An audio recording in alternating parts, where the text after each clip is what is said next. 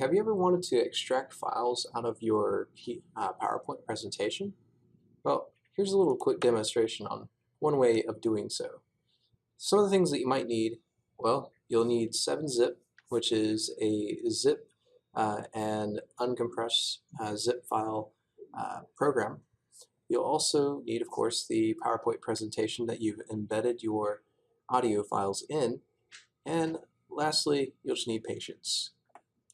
So let's go ahead and pull up the file in question. So over here, I have an example file that I'd originally tried using the zip method just by typing in .zip at the end, but that apparently doesn't work. And during presentation, this is a PPSX, so it's a PowerPoint presentation show, not a PowerPoint presentation. Thus, when I open it, it will automatically play. And the goal of this is to actually increase the audio on this presentation for each of the slides.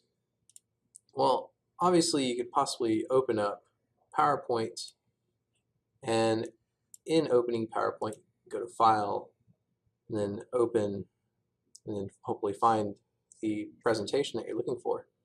So I'll go to File, Open, and it's currently in my downloads. Here it is.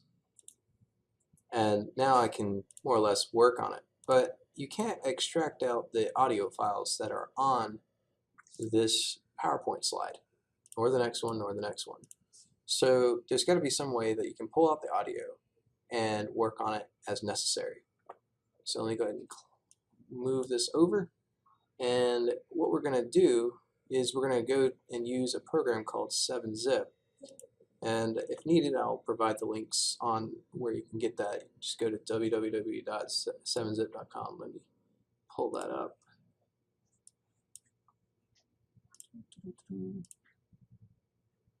Or excuse me, 7zip.org, www.7zip.org.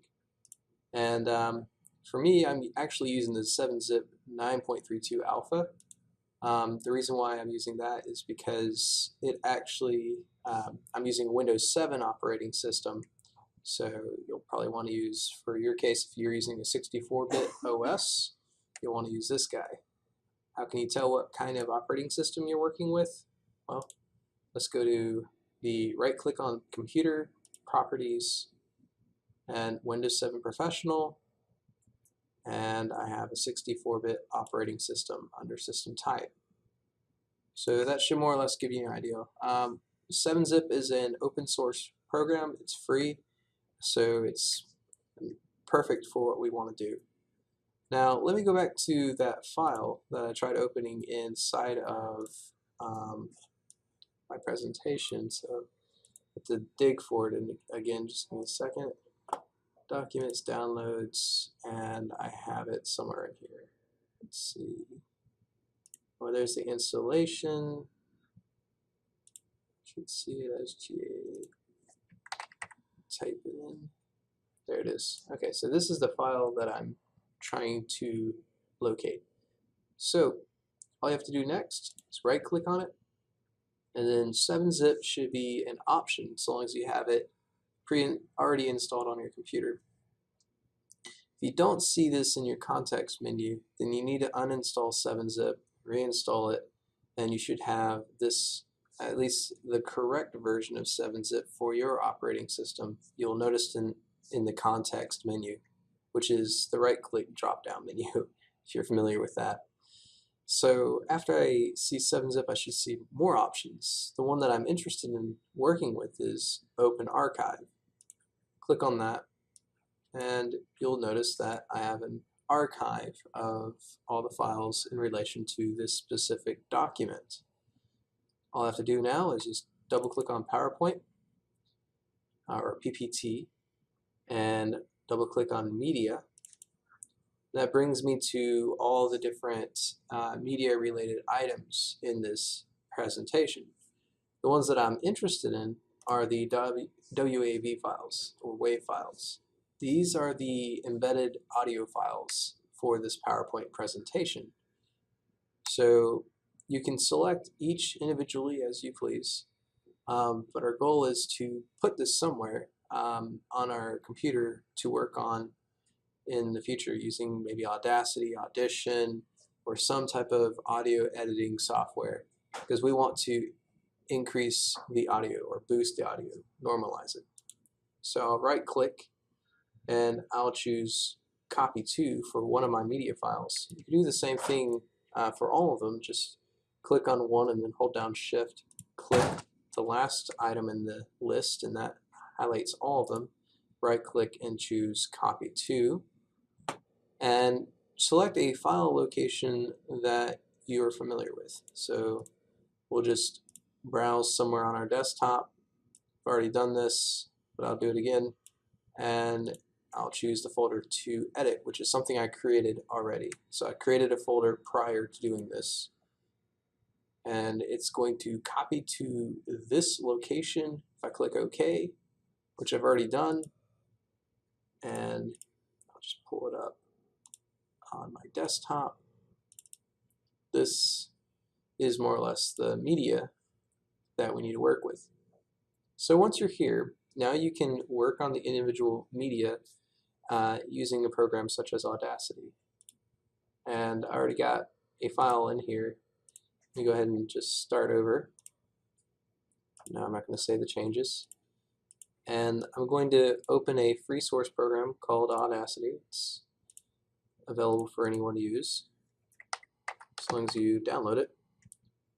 Audacity. So I'm going to search for it, pull it up. Here it is. And now I'm going to import my audio file, file open, and I'm already at the folder that I created, but you'll just browse around for wherever that folder is located. Once you find the media file that you wish to edit, just click on it, click open, and now it's here. So if you listen to it, so what's needed is to boost the audio. So all I need to do in this case is click on Effects, Amplify, and it's automatically going to highlight the whole section for me. I could change the amount of decibel range that I wish to amplify it by. Right now 16.2. I'm just going to leave that alone and say, okay, that sounds good. So let's see what that looks like.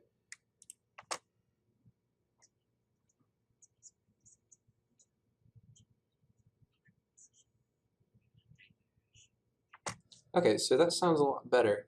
And let's say that we're satisfied with this. We'll just click on File, and then we need to export this out so that we apply the changes that we're making. You can export it out as anything you want. You can have it as a WAV file, an MP4 file, or excuse me, MP3, or any of these other drop-down menus, save as types. For this case, I'm fine with keeping the WAV format, and I'll call this Media 1 updated.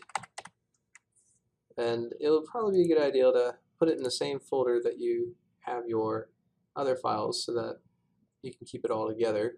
So let me try to find it. There's the to edit, save, and no need for any of these extras. Just click OK, and now we have our file here, Media 1 updated.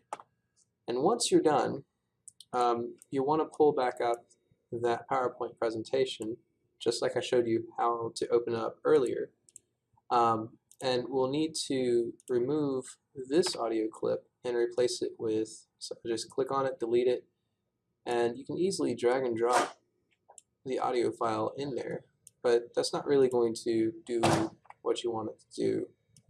So what I would actually suggest is click on Insert tab, go to Audio over here, Audio from File, and then navigate to wherever that file is located. So we're going to locate our updated format. So I'll go to Edit, Media 1 Update, Insert. It's going to actually insert it, and now we have our updated file. Let's listen to it. Okay, so that's definitely our updated version. And let's see, it might be a good idea to make sure that playback is set as the other ones were. So if I double click on this, go to playback option, notice how it says automatically. and hide during show. So I want to make sure that those same settings under playback are set up. So hide during show automatically. And also, is the timing for this presentation set up? Well, let's check that out. Go down to the bottom where it says slide sorter. Click on that. This tells you how long each of these individual slides will play before switching to the next slide. So I'll double click to go back to slide 1. And is this audio file matched up with the slide presentation? I'll go to playback, trim audio, and I see the duration is about 17 seconds. Perfect, I'll just cancel it out. And then again, I'll go to slide sorter, 17 seconds. That matches up. So now this is already set up. As you notice, I double click on the audio file. This is already set up on playback to automatically play for 17 seconds and is hidden during the show. So you're pretty much ready to go for this one slide. Now repeat these steps for each and every one of those other audio files for slide 2, 3, 4, etc. Until you're done. Then you'll save this back out, save as, and we'll keep it as a PowerPoint show. And it might be a good idea to keep the raw version in case there's edits, maybe clipping is occurring in your audio file that you didn't notice earlier, or maybe there's some other further additions that you would wish to make, but you need the raw version. So rename this to something else, that way you don't you have a backup to go back towards. So I'll call this GA Web Module Updated. And maybe today's date, April 15th. Today's 18th, April 18th. And once you save out, now it's pretty much ready for production. So that pretty much concludes this presentation. Hopefully that helps out with getting through with transferring audio files from a PowerPoint presentation or any other media files at that. Good luck, and check us out at the Media Center.